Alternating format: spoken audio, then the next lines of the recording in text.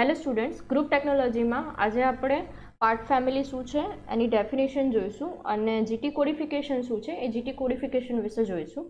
સૌથી પહેલાં તો જીટી કોડિફિકેશન સિસ્ટમ્સ, એમાં એના ટાઈપ્સ અને એના એક્ઝામ્પલ્સ. સૌથી પહેલાં તો જીટી કોડિફિકેશન માટે પાર્ટ ફેમિલી શું છે એ સમજવું જરૂરી છે. તો first of all, what is part families? It is a collection of parts which are similar because of either their geometric shape and size or similar processing steps are required in their manufacturing. સૌથી પહેલાં તો part families શું છે? તો part ફેમિલીઝમાં આપણે group ટેકનોલોજીની definition જોઈ. Group ટેકનોલોજીની ડેફિનેશનમાં શું છે કે જે બી પાર્ટ્સ છે એ પાર્ટ્સને ગ્રુપમાં ડિવાઈડ કરવાનું. કઈ રીતે ગ્રુપમાં ડિવાઈડ કરવાનું? તો એની જે મેન્યુફેક્ચરિંગ પ્રોસેસ છે એ મેન્યુફેક્ચરિંગ પ્રોસેસની સિમિલારિટીના આધારે અથવા તો એની જે ડિઝાઇન છે એ ડિઝાઇનના આધારે ડિઝાઇનના સિમિલારિટીના આધારે ગ્રુપ પાડીને અને પછી આપણે જે મેન્યુફેક્ચરિંગ કરીએ છીએ એને શું કહેવાય છે? ગ્રુપ ટેકનોલોજી કહેવાય છે. હવે ગ્રુપ ટેકનોલોજીમાં આજે આપણે કોઈ પણ કોમ્પોનન્ટ છે કે પાર્ટ્સ છે એને આપણે ગ્રુપમાં ડિવાઈડ કરીએ છીએ એને શું કહેવાય છે? Part families. બરાબર. અને આ પાર્ટ ફેમિલીઝ આપણે કઈ રીતે પાડવાની છે? તો કાં તો કોઈ કોમ્પોનન્ટ છે એ કોમ્પોનન્ટની ડિઝાઇનના આધારે અથવા તો એમાં થતી સિમિલર મેન્યુફેક્ચરિંગ પ્રોસેસના આધારે આપણે પાર્ટ્સને જે ગ્રુપમાં ડિવાઈડ કરીએ છીએ એને શું કહેવાય છે? Part families. ફોર એક્ઝામ્પલ કે આ ક્લાસ છે, બરાબર, અને ક્લાસમાં આપણે M1, M2, M3 બેચીસ પાડેલી છે એનરોલમેન્ટ નંબર પ્રમાણે. તો જે બેચીસ છે એ બેચને આપણે પાર્ટ ફેમિલીઝ કહી શકીએ. આ ફક્ત એક એક્ઝામ્પલ છે. નેક્સ્ટ છે methods of grouping parts into part families. હવે જે પાર્ટ ફેમિલીઝ છે, આપણા કોમ્પોનન્ટ્સ છે, એ કોમ્પોનન્ટ્સને પાર્ટ ફેમિલીમાં કઈ રીતે ડિવાઈડ કરી શકાય? તો 4 રીતે ગ્રુપ પાડી શકાય. એમાં પહેલું છે વિઝ્યુઅલ ઇન્સ્પેક્શન, સેકન્ડ છે composite part method, third one છે product flow analysis and fourth one છે part classification and coding. Okay, visual inspection, પછી કમ્પોસાઇટ પાર્ટ મેથડ, એના પછી પ્રોડક્શન ફ્લો એનાલિસિસ, એના પછી પાર્ટ ક્લાસિફિકેશન અને કોડિંગની રીતે જે પાર્ટ્સ છે એ પાર્ટ્સની પાર્ટ ફેમિલી કરી શકાય. એમાં સૌથી પહેલું છે વિઝ્યુઅલ ઇન્સ્પેક્શન. વિઝ્યુઅલ ઇન્સ્પેક્શન એટલે શું? તો કોમ્પોનન્ટ છે એ કોમ્પોનન્ટને જોઈને અને પછી એને ગ્રુપમાં ડિવાઈડ કરવું, એના પાર્ટ્સ પાડવા.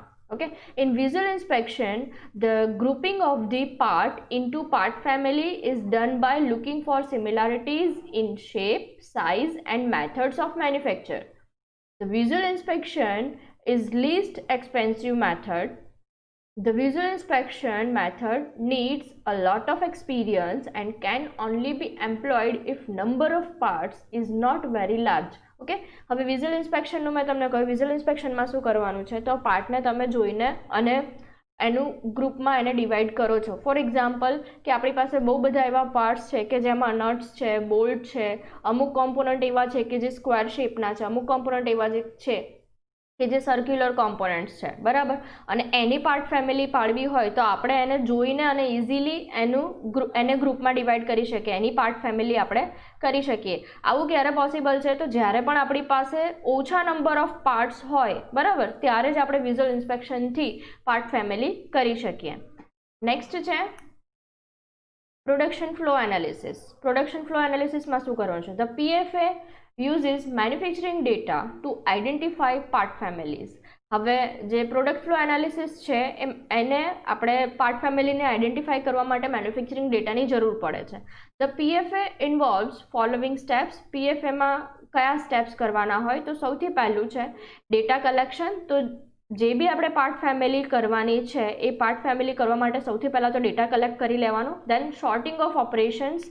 દેન જે ડેટા આપણી પાસે આવ્યો એ ડેટામાં આપણે જે બી કોમ્પોનન્ટ્સ છે એ કોમ્પોનન્ટ્સમાં જે અલગ અલગ ઓપરેશન થતા હોય એ ઓપરેશન પ્રમાણે એનું શોર્ટિંગ કરી દેવાનું, બરાબર.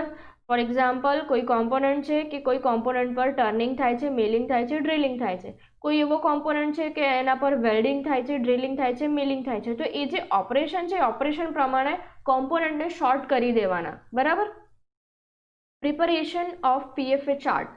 ઓપરેશન શોર્ટ કર્યા પછી પ્રોડક્ટ ફ્લો એનાલિસિસનો ચાર્ટ બનાવવાનો અને લાસ્ટ વન છે ડેટા એનાલિસિસ. અને છેલ્લું શું કરવાનું આપણે ડેટા એનાલિસિસ કરીને અને પછી જે કોમ્પોનન્ટ્સ છે જે પાર્ટ્સ છે એને ફેમિલીઝમાં ડિવાઈડ કરી નાખવાનું. તો આ શું છે production flow analysis. Then after next one છે પાર્ટ ક્લાસિફિકેશન એન્ડ કોડિંગ, જે તમારે ભણવાનું છે નેક્સ્ટ. આ જે કોડિંગ સિસ્ટમ છે એમાં અલગ અલગ ટાઈપ્સ તમારે ભણવાના છે અને આ જે ટોપિક છે એ ઇમ્પોર્ટન્ટ છે. સેકન્ડ થિંગ પાર્ટ ફેમિલીની ડેફિનેશન છે. પાર્ટ ફેમિલીની ડેફિનેશન 2 માર્ક્સમાં જીટીયુમાં પૂછાય છે એટલે એ પણ ઇમ્પોર્ટન્ટ છે. In parts classification and coding the parts are group into families by considering first design attributes of each part.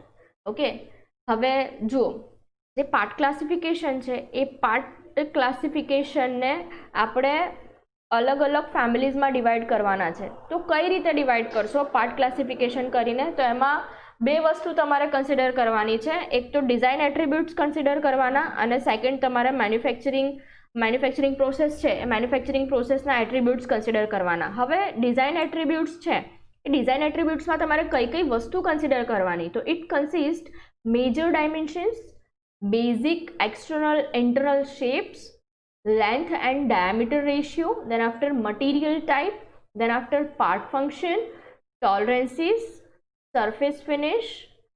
Okay, તો જ્યારે પણ આપણે આપણા પાર્ટ્સને ડિઝાઇન એટ્રીબ્યુટના આધારે જ્યારે આપણે એને ફેમિલીઝમાં ડિવાઈડ કરતા હોય, પાર્ટ ફેમિલીઝમાં ડિવાઈડ કરતા હોય તો આપણે કઈ કઈ વસ્તુ જોવાની?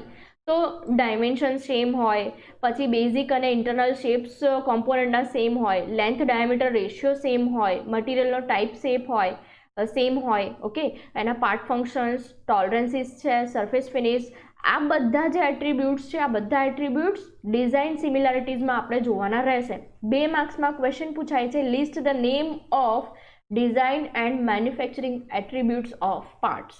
હવે મેન્યુફેક્ચરિંગ એટ્રીબ્યુટ્સ આપણે જોઈએ. મેન્યુફેક્ચરિંગ એટ્રીબ્યુટ્સમાં કઈ કઈ વસ્તુ આપણે જોવાની? It consist major process, operation sequence, batch size, machine tools and cutting tool. હવે મેન્યુફેક્ચરિંગ એટ્રીબ્યુટ્સમાં આપણે કઈ કઈ સિમિલારિટીઝ જોવાની? તો કઈ પ્રોસેસ થાય છે, કઈ પ્રોસેસ સિમિલર છે કોઈ પણ પાર્ટમાં, બરાબર? ઓપરેશન સિક્વન્સ આપણે જોવાની, બેચ સાઇઝ જોવાની, મશીન ટૂલ જોવાનું અને કટિંગ ટૂલ જોવાનું. તો આ જે છે એ શું છે એટ્રીબ્યુટ્સ છે. કોઈ પણ પાર્ટ ક્લાસિફિકેશન કરવાનું છે તો એની માટે આ 2 એટ્રીબ્યુટ્સ આપણે કન્સિડર કરીએ છીએ. ઓકે, અને આ જે એટ્રીબ્યુટ છે એ મોસ્ટ ઇમ્પોર્ટન્ટ છે અને એક્ઝામમાં પૂછાય છે. Activities in part classification and coding are first one part classification and second one is the part coding. સૌથી પહેલાં તો પાર્ટ ક્લાસિફિકેશન અને કોડિંગમાં આપણે શું કરવાનું? પાર્ટ ક્લાસિફિકેશન કરી દેવાનું અને પછી એ પાર્ટનું શું કરવાનું? કોડિંગ કરવાનું રહેશે. ક્લાસિફિકેશન આપણે કઈ રીતે કરીએ છીએ? તો ડિઝાઇન એટ્રીબ્યુટના આધારે અથવા તો મેન્યુફેક્ચરિંગ એટ્રીબ્યુટના આધારે. અને જે કોડિંગ છે એ કોડિંગ તમે નેક્સ્ટ લેક્ચરમાં ભણશો. નાઉ પાર્ટ ક્લાસિફિકેશન. પાર્ટ ક્લાસિફિકેશન કઈ રીતે થાય?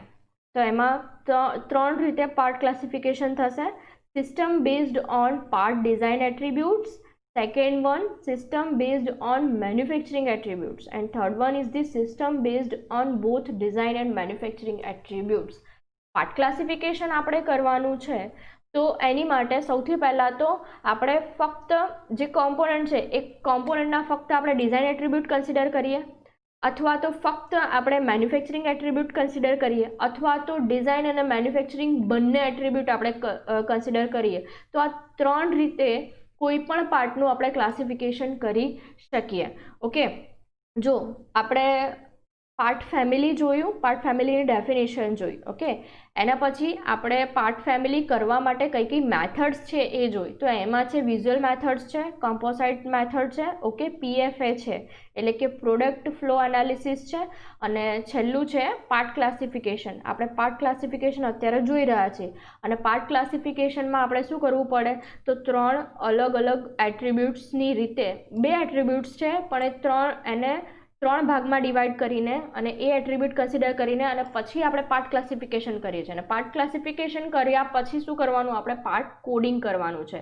ઓકે, તો આજનો જે લેક્ચર છે એમાં આપણે આટલું જોયું, બરાબર? હવે જે નેક્સ્ટ લેક્ચર છે એ નેક્સ્ટ લેક્ચરમાં આપણે આ જે કોડિંગ છે એ કોડિંગનો ટોપિક આપણે જોઈશું. બરાબર, પાર્ટ ક્લાસિફિકેશન આપણે જોઈ લીધું. પાર્ટ્સ કોડિંગના જે અલગ અલગ ટાઈપ્સ છે એ પાર્ટ કોડિંગ્સ આપણે જોઈશું. Thank you.